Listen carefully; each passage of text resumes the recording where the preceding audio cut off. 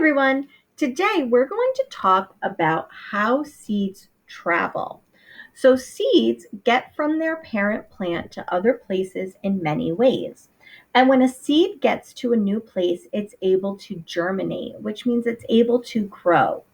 So, it's important that seeds travel because if they grow too close to their parent plant, they can't get enough water, sun, or nutrients. Look at this little plant here. It's not getting enough water, sun, or nutrients because the bigger plant, the parent plant, is taking that away from it. When a seed is able to move and go somewhere else, it's able to grow because now it's farther away from the parent plant and it's able to get the sun, water, and nutrients that it needs to grow. So there's four ways that seeds can move. They get from one place to another. The first way is by the wind. The wind carries the seeds far away from the parent plant so that they have room to grow. A lot of time, seeds that are carried by the wind have things at the top of them or look in a way so that the wind can pick them up. They're smaller and they're lighter. If they were too big or too heavy, the wind won't be able to move them. So the wind moves smaller and lighter seeds to new places so that they can germinate. The next way is the water. Plants that grow near water, often the seeds travel through the water to get to other places. So the water will carry the seeds from the parent plant to land farther away.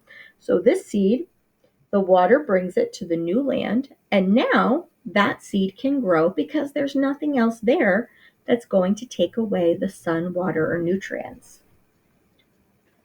The next way that seeds can move is from animals. And animals do three different things. Animals can bury seeds. A lot of times, when squirrels are getting food ready in the fall for the winter, they bury their seeds. But then they forget where they buried them. And when they forget where they buried them, the ones that they don't eat end up growing into new plants. There's also seeds called hitchhikers. Hitchhikers often have little things coming off of them that help them stick to animals. A lot of times they stick to animals, they might stick to clothes on people. But what will happen is once they stick to an animal or a person, they will eventually fall off farther away. So they're called hitchhikers because they take a ride from a person or an animal to another place.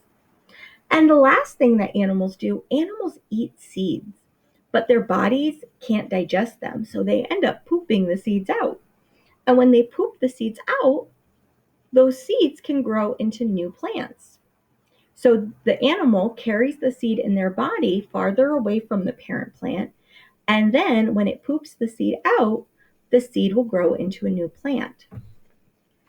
And the last way that a seed can move is from some plants, they have seed pods on them. And the seed pod will explode. Not a big explosion. It opens up and the seed flies out. But when the seed flies out, it flies away from the parent plant so that it has space to grow away from the plant. So it will burst open when the time is ready. So seeds can get from one place to another by the wind, the water,